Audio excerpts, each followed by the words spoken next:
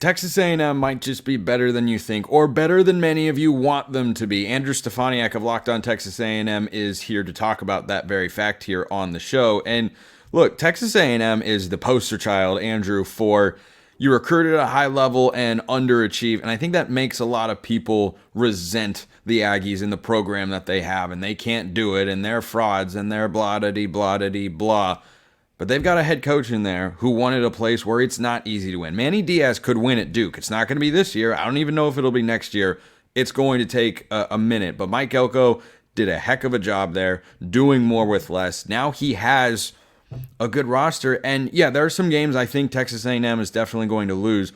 But one of the reasons I think they are better than people might realize this year, or putting them in a preseason top 25, is not actually crazy and not the usual Texas A&M hype, is the Mike Elko factor. Here's the deal. When you look at Texas A&M and you look at head coach Mike Elko, the way I break this down is like you said, Spencer, he was doing more with less. Now he's going to do more with more. And when I look at Mike Elko, X's and O's, culture, player development, they're all there.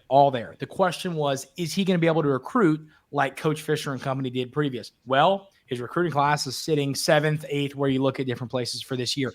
He's doing it all. He's earned an A from me for what he's done so far as the head coach of Texas A&M. He's done an incredible job in the transfer portal. And now it's time to prove it on the gridiron. And I'll tell you this, people don't understand how good this team can be. They've still got a lot of those really talented players when it comes to 4- and 5-star recruits out of high school, and they did a really incredible job in the transfer portal. And what we're going to get into, Spencer, the schedule really works out nice for the Aggies. This football team is going to overachieve this season, and it's going to impress some people. They have a win total, according to our friends at FanDuel, of 8.5, which is an upper tier SEC team. I mean, you've got 9.5 for some schools. You got 10.5 for Texas and Georgia. Bama is 9.5. Missouri and LSU are both at 9.5. But the schedule gets off to a rough start, although at home, which is nice. Having the 12s there at Kyle Field, certainly helpful. Now, this Notre Dame game just got a lot more interesting. I have had this as a Notre Dame win in my mind going in because, look, week 1, game 1, even at home, that's a lot, even for a great coach like Mike Elko. You've got year 3 for Marcus Freeman. It's more established. Riley Leonard at quarterback. I think Notre Dame's really good. Then the news comes out that Notre Dame just lost their starting left tackle. And I asked Tyler Wojak of Locked On Fighting Irish about that. He said it's huge. It might be the difference they lose this Texas A&M game. I still like Notre Dame to go in and win, but it is now going to be significantly tougher. This is the equivalent of losing a starting wide receiver. You're not going to see it show up in the box score, but you're going to see it show up on the football field. On both sides of the football, or for both teams in that game, which is funny because you talked about Texas A&M being the CEO of recruiting well and not performing. Well, this is the bowl game of two teams that recruit well and it never works out. This is the overhyped preseason Cinderella bowl game, and I'm very excited for it. But, here's the deal. Losing your left tackle with the front that Texas A&M has, that is not ideal. This game is going to be won and lost with Texas A&M's defensive line going against the offensive line of Notre Dame, which was already a question mark I heard before losing their projected starting left tackle. And then you flip that, Texas A&M's question mark is their offensive line, and Notre Dame's front seven and defensive line are elite. This football game is going to be won there. And I'll tell you this. I'm going to, for prediction's sake, say that Notre Dame wins this football game. But if I had to give you a percentage, I'd go 51-49. This game could go either way, and Texas A&M can win this football game. I wanted to use this as my coin flip game on Texas A&M's schedule, but I can only do that once per my own rules that I've set for myself in schedule predictions here on the show. So I think Notre Dame wins week 1, but then Texas A&M, I think, is going to start rattling off the wins. McNeese week 2, I think that's clearly a win. At Florida, and then 3 straight home games against Bowling Green, Arkansas, and Missouri. I have them winning all those games, and the next week in Starkville at Mississippi State. I think the losses could pile up as the back half of the schedule really gets underway for the Aggies, but the most pivotal matchups in there. At Florida week 3, That's a game they could absolutely lose. Florida's not great, but they're not bad. Missouri is a game that, because they're at home, I like. I think Missouri is solid, but I also think Texas A&M is solid. It's the Mike Elko factor for me. And Connor Wegman, last time I talked about him here on the show, I had a couple different people reach out and say, hey, you're underselling this guy. Like, you don't know what you got here. I'm like, oh, maybe, we got to see a little more. But then you look at what he has done in his college career. He's not starting for the first time. If he clicks with this offense, you could see Texas A&M get off to a really hot start. I could see him losing a game at Florida in the Swamp or hosting Missouri, but I'm trusting Texas A&M here. I think they're winning both of those games. Definitely a coin flip. That game at Florida, the Swamp, here's the deal. Before all Gator fans, their hearts are on the floor from what's going to happen to them in the season. And not because Florida, I think, is a terrible football team. It's because look at that schedule. I feel so sorry for worst in college football. Worst in college. They've got mile. The fact that they have two of the top 3 odds teams in the ACC in their non-conference, and the back half of their SEC schedule is just disgusting. It's just disgusting. So, I'm so sorry for Florida fans. Like, genuinely, that is a genuine statement. I am sorry. I think Texas A&M wins that game. The Arkansas game, by the way, it's that's actually at AT&T Stadium. It's neutral. Okay.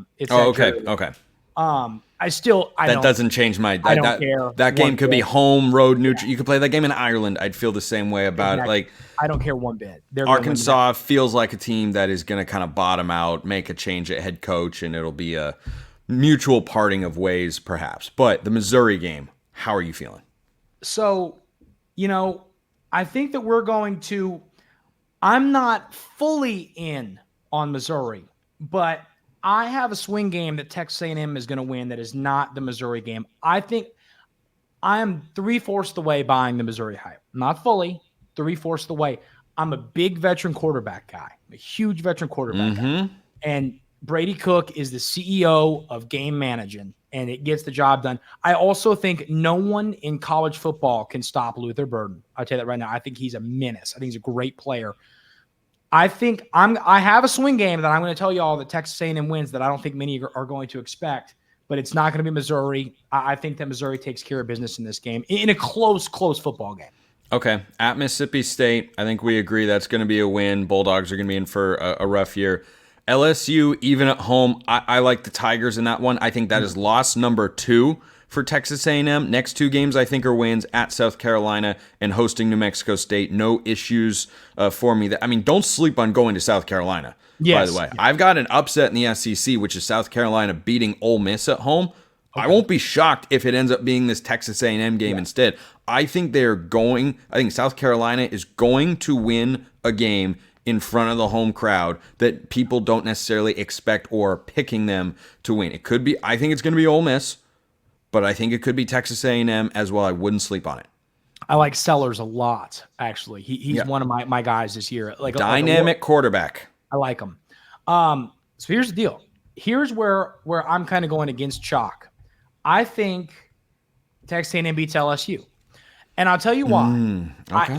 So hear me out. Now, I think that both the LSU and Missouri games are going to be really close. Really close. Nussmeier, here's the deal. I am a huge Nussmeier guy. I really am. Huge Nussmeier guy. But we've seen him play one football game.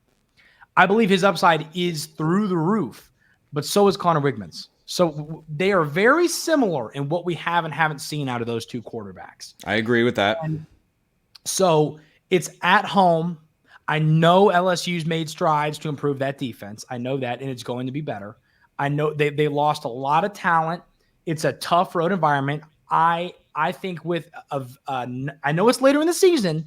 Nussmeier will be a little bit more accustomed to playing in these environments, but I'm still in the belief that a young quarterback who really hasn't played a lot is going to struggle walking into Kyle Field, and I think the Aggies win that game. Okay. All right. Valid point there. Should be a fun football game. No last 2 games of the year. At Auburn, I think that's a loss for Texas A&M. A game they can win. I think Jordan-Hare's tough, and it's not so much a shot at Texas A&M, but more a credit to what Auburn has done this offseason. I think they've done a nice job. My toss-up game here is Texas. The last week, that line is 3.5, according to our friends at FanDuel. that is shorter than I expected. It's going to be the most hostile crowd maybe in all of college football this season. It's going to be a fantastic game. I can't wait to watch it. I lean towards Texas. Yeah. But I don't feel strong enough about it right now to make a pick. So that's how I land on Texas A&M, pending a coin flip game. And there are a couple kind of coin flip games in there that I just feel a little bit stronger about. I think that Texas game, because of the rivalry factor, can get absolutely bonkers. So I think Texas A&M is 9-3 or 8-4, pending the outcome of that game in Mike Elko's first year. I'm with you. I'm with you on that. So I am in the same boat. But I think the Aggies lose to the Longhorns. And it's funny, you hate to be the guy that's going to sit here and talk good about your rival. I think Texas is going to be really good this year. And there is nothing more in the world I would rather do right now than say the Aggies win this game. Not even a question. There's nothing I'd rather say than that. I think Texas is going to be really good. And I think Elko is going to get them there to where they're taking down Texas consistently really on a consistent basis. I don't know if it's this year. That Auburn game will make or break the season for Texas A&M. Good game. Place, it's going to be a great football game. I hate that Auburn's young guys are going to be settled in at that point. They're a really young team, a really talented football team. A lot of 5 stars, a lot of great players that Hugh Freeze and company brought in there. And I've said it on Zach's show, on Zach Blackberry Locked on Auburn show multiple times. I think Texas A&M wins this game, but I think it's going to be really, really tight. Andrew Stefaniak, Locked on Texas A&M. Your final record prediction for the Aggies in 2024 is? I think the Aggies go 9-3. 9-3. I've got them 9-3 or 8-4 pending the toss-up. Andrew, appreciate the time, my man.